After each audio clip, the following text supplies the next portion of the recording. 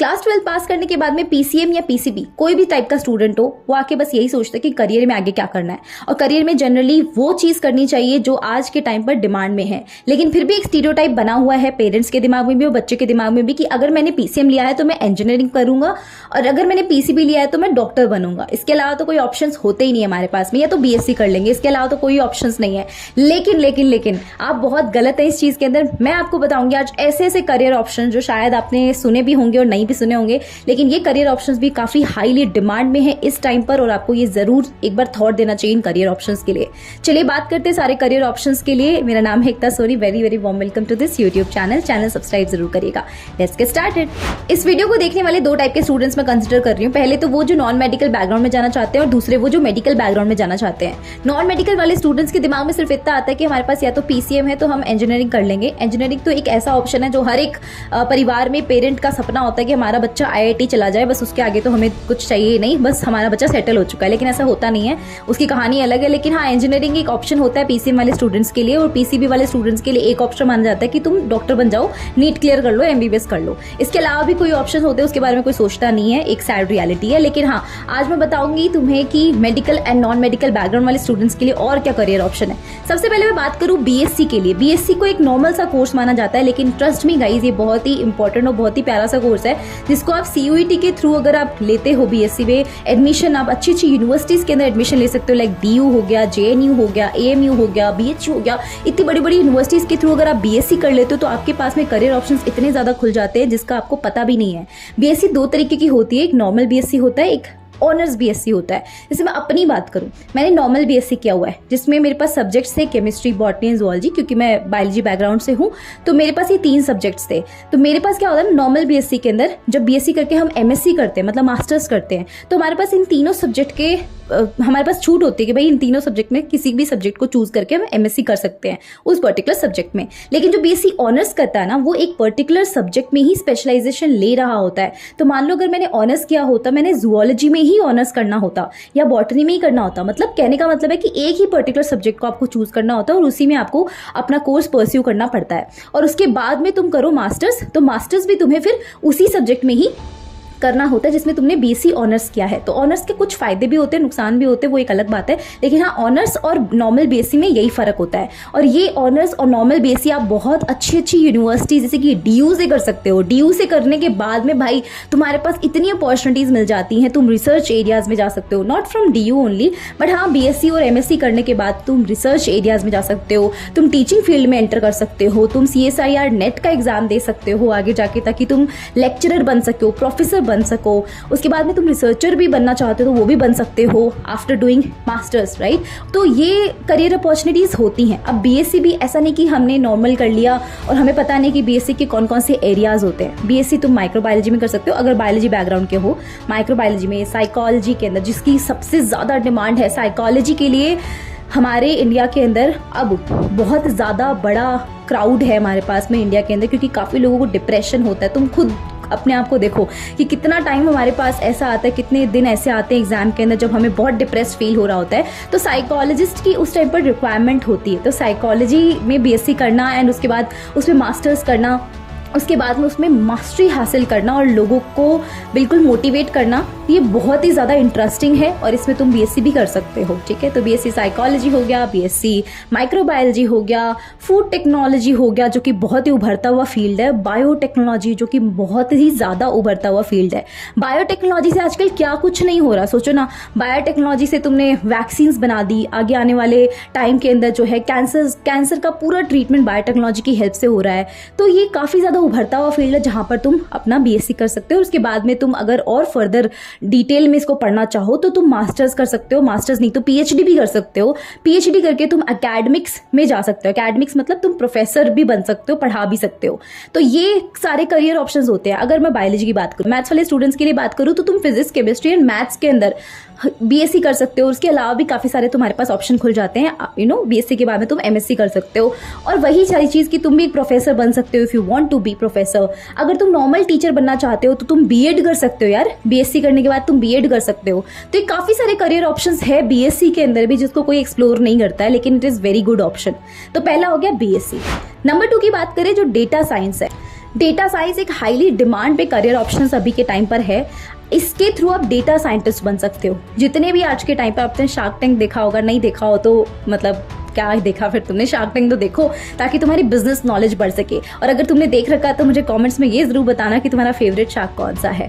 तो ये shark tank तुमने देखा होगा तो तुम्हें पता है कि बहुत सारे लोग आते हैं अपने बिजनेस की पिक्चर्स को लेकर, वो अपने डेटास को बता रहे होते हैं। अपने बिजनेस को स्केल करवाने के लिए डेटास का बताना जरूरी है, डेटा करेक्ट होना जरूरी है। तो इसके पीछे ना डेटा साइंटिस्ट का हाथ बहुत बड़ा होता है। बिजनेस को स्केल करवाने में डेटा साइंटिस्ट का हाथ बहुत बड़ा होता है। तो यहाँ पर डेटा साइंटिस्ट रोल में आते हैं। और आपको पता है हमारी कंट्री में इतने सारे एंटरप्रेन्योर्स बन रहे हैं, आप भी एंटरप्रेन्योर बन सकते हो। अगर आपको किसी भी पर्टिकुलर चीज़ का आइडिया आ रहा है, उसके ऊपर काम करना चाहते हो तो एंटरप्रेन्योर बन सकते हो, that is another thing. But हाँ, डेटा साइंटिस्ट आप बन सकते हो after doing BSc in computer sciences, because data scientist बनने के लिए आपको मैथमेटिक्स का, स्टैटिस्टिक्स का एंड कंप्यूटर्स का नॉलेज होना बहुत ज़रूरी है। तो अगर आपके पास कंप्यूटर साइंस है, मैथमेटिक्स है, तो आप डेटा साइंस की तरफ जा सकते हो, ठीक है। तो ये एक बहुत अच्छा फील्ड हो सकता है। वीडियो में आगे बढ़ने से पहले मैं तुम्हें एक इंपॉर्टेंट इशू के बारे में बताऊं। बहुत से स्टूडेंट्स को ये तो पता होता है कि उनको करियर में क्या करना है। हो सकता है तुमने करियर भी चूज कर लिया हो, लेकिन ये नहीं पता होता कि इस करियर को परस्यू करने के लिए हमें कौन से कॉलेज या कौन से यूनिवर्सिटी में एडमिशन ले लेना चाहिए।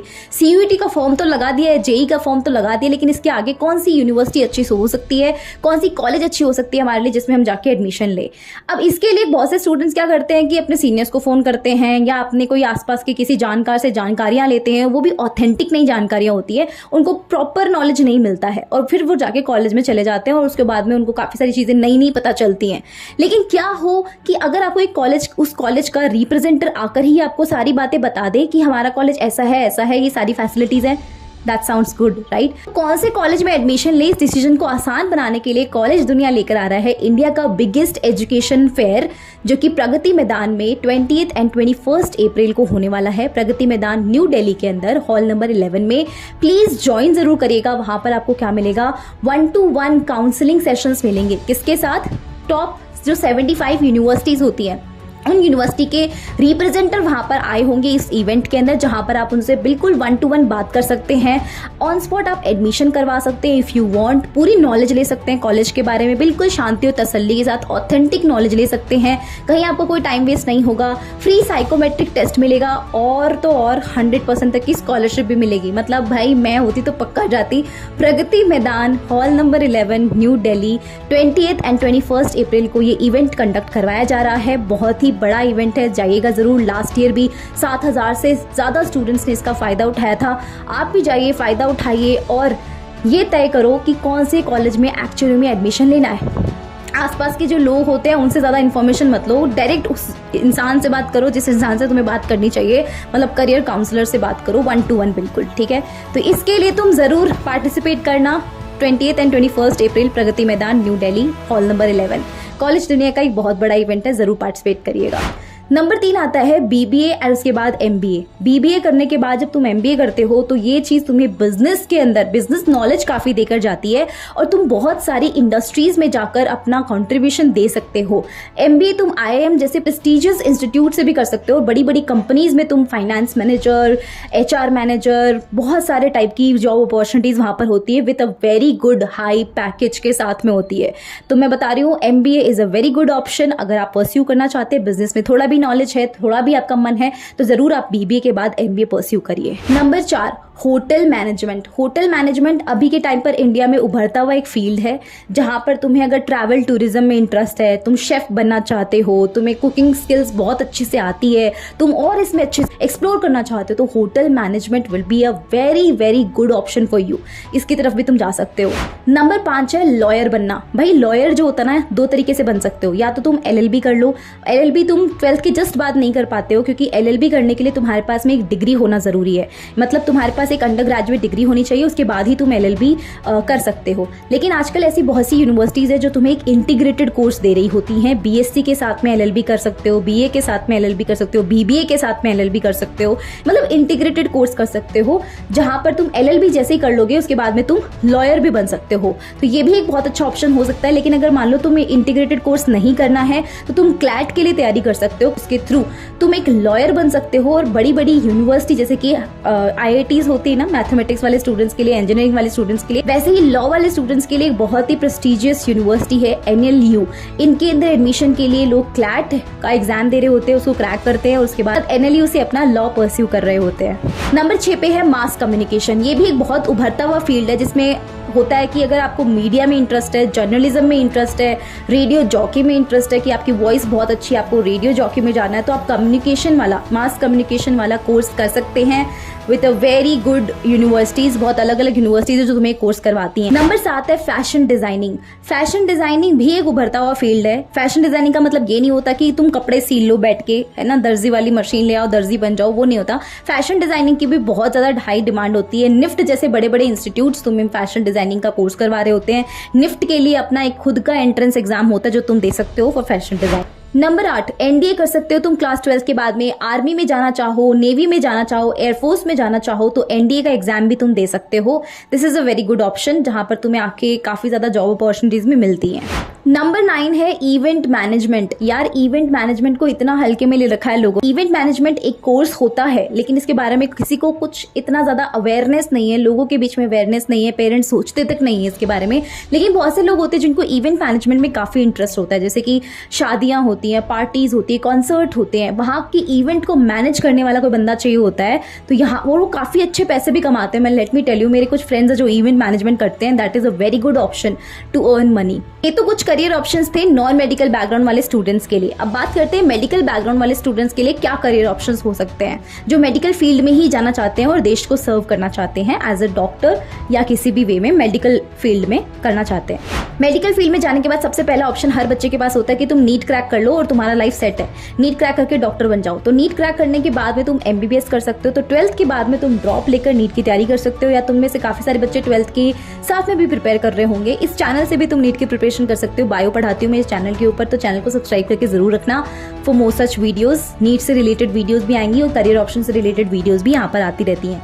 तो यहाँ पर सबसे पहले नीट की बात करें तो नीट काफी सारे स्टूडेंट्स देते हैं। मोर देन 25 लाख इस साल अपीयर हो रहे हैं स्टूडेंट्स, और इसके अंदर कोई एज लिमिट वगैरह नहीं होती है। इसके थ्रू तुम डॉक्टर बन सकते हो, MBBS तुम कर सकते हो सरकारी या प्राइवेट कॉलेजेस के थ्रू। प्राइवेट कॉलेजेस की फीस बहुत ज्यादा हाई होती है, इसलिए लोग सरकारी कॉलेजेस को ज्यादा प्रेफर कर रहे होते हैं और सरकारी कॉलेजेस में ज्यादा फैसिलिटीज भी तुम्हें मिल रही होती हैं और काफी सारी चीजें सरकारी कॉलेजेस में प्लस पॉइंट होता है। वो एक अलग टॉपिक है जिसके ऊपर कभी और बात करेंगे अपन। If you want me to make video on this topic please do let me know in the comment section, I will definitely make that video. सरकारी कॉलेज से MBBS सीट उठाना is a very tough task, but हाँ अगर आपने MBBS कर लिया है यहाँ से, MBBS करने के बाद में तुम करते हो अपनी PG करके तुम MS या MD करते हो, उसके बाद में तुम सुपर स्पेशलिस्ट करते हो, और ये सब करने के बाद में अगर तुम पहली बार में एग्जाम निकालते रहते हो तो तुम्हें 10 साल लग जाते हैं एक पर्टिकुलर डॉक्टर बनते हुए। तो पढ़ते पढ़ते बाल सफेद हो जाते हैं, पढ़ते पढ़ते दिमाग खराब हो जाता है, लेकिन हाँ उसके बाद में उतना ही सोना तुम्हें मिल रहा होता है, चांदी मिल रही होती है कि भाई तुम्हारे पास अंधा पैसा होता है, पैसे की कोई कमी नहीं होती है। तो doctors are earning really well. अगर तुम खुद का भी अपना क्लिनिक सेटअप करते हो तो भी बहुत अच्छी चीज़ हो जाती है। तो 5.5 साल का MBBS का कोर्स होता है, उसके बाद में तुम्हें नीट PG का एग्जाम देकर तुम्हें PG परस्यू करनी होती है, MS या MD जो 3 साल की होती है, और उसके बाद में 2 साल का जो तुम्हें सुपर स्पेशलाइजेशन करना होता है वो अलग होता है। उसके लिए तुम्हें नीट SS यानी नीट सुपर स्पेशलाइजेशन का एग्जाम देना होता है। तो इस तरीके से 3 टेस्ट हो जाते हैं, फिर NEET UG, NEET PG, NEET SS।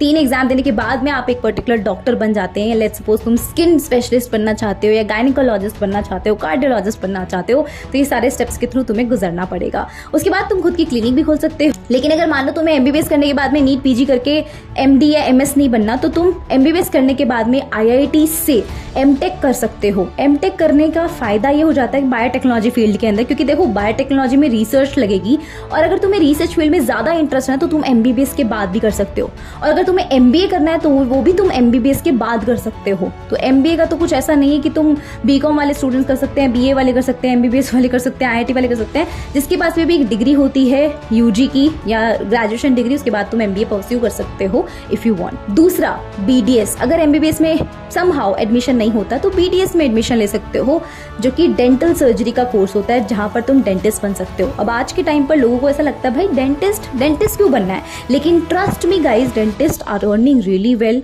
अगर तुम सच में इतने ज़्यादा स्किल्ड हो। मैंने कल ही परसों में इंस्टाग्राम थोड़ा स्क्रॉल कर रही थी, वहाँ पर मैंने देखा एक डेंटिस्ट जो कि बड़े बड़े सेलिब्रिटीज़ के दांत ठीक कर रही थी, क्योंकि देखो दांतों की प्रॉब्लम सबको है, दांतों से लोग सुंदर भी दिखते हैं, उनकी स्माइल भी बहुत अच्छी आती है, तो उसके लिए लोग कितना अंधा पैसा लगाने के लिए रेडी बैठे हैं। तो इसके लिए एक स्किल्ड डेंटिस्ट की बहुत ज़रूरत होती है। अगर तुम स्किल्स, अगेन बोल रही हूँ, अगर स्किल्स मजबूत होती हैं तो किसी भी फील्ड में कुछ भी फोड़ सकते हो। इसलिए डेंटिस्ट भी आज के टाइम पर हाई पेइंग करियर ऑप्शन हो सकता है। Number 3 Ayurveda, BAMS। पहले इंडिया के अंदर इतना BAMS का या आयुर्वेदा पे लोग ट्रस्ट नहीं करते थे, आज के टाइम पर भी ज़्यादा लोग नहीं करते हैं, लेकिन फिर भी बहुत से लोग हैं जो आयुर्वेदा की तरफ शिफ्ट हो रहे हैं। बहुत सारे सेलिब्रिटीज़ हैं जो इस चीज़ को बोलते हैं कि भाई आयुर्वेदा ये है, आयुर्वेदा वो है, तो आयुर्वेदा की तरफ लोग हो रहे हैं शिफ्ट। लेकिन फॉरेन कंट्रीज में आयुर्वेदा का बहुत प्रचलन है, मैं बता रही हूँ। तो आयुर्वेदा इज समथिंग जो तुम परस्यू कर सकते हो अगर तुम्हें MBBS सीट नहीं मिलती। और इन सब कोर्सेज में ना एडमिशन नीट के थ्रू ही मिलता है, तो एक ही एग्जाम है, एक एग्जाम के थ्रू मल्टीपल कोर्सेज में तुम्हें एडमिशन मिल सकता है। उसके बाद है होम्योपैथी।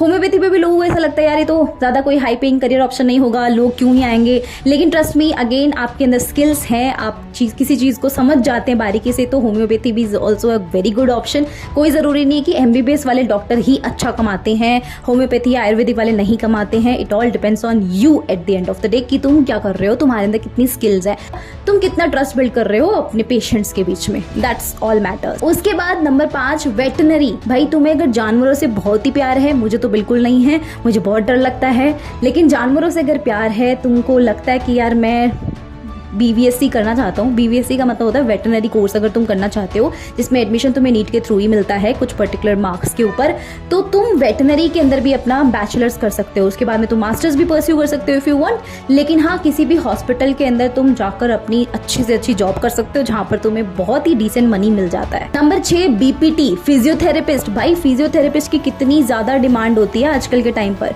फिजियोथेरेपिस्ट तो हर जगह डिमांड में ही रहते हैं, हाई पेइंग भी होते हैं, अगर स्किल्स हैं तो हाई पेइंग जरूर होंगे। वो अपना अपना क्लिनिक भी खोल लेते हैं, वहां पर ये फिजियोथेरेपी करवाते हैं, तो that is also very good option. उसके बाद आता है BSc नर्सिंग। नर्सिंग की तरफ काफी सारे स्टूडेंट्स, जनरली लड़कियां जाती हैं नर्सिंग के अंदर, काफी सारी लड़कियों को रहता है कि हम नर्सिंग कर लें, लड़कों में भी होता है लेकिन लड़कियां ज्यादा इसकी तरफ फील्ड की तरफ जाती हैं। तो BSc नर्सिंग तुम कर सकते हो, वो भी एम्स से भी कर सकते हो।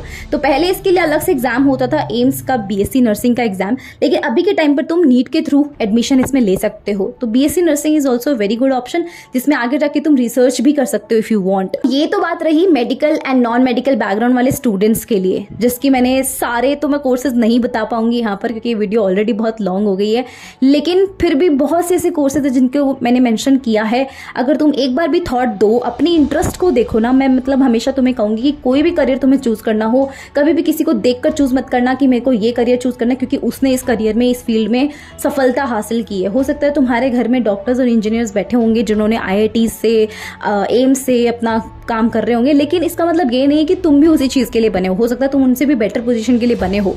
तो पहले खुद को पहचानो, खुद देखो कि तुम्हारे अंदर क्या स्किल्स है और तुम किस चीज़ पे काम करना चाहते हो।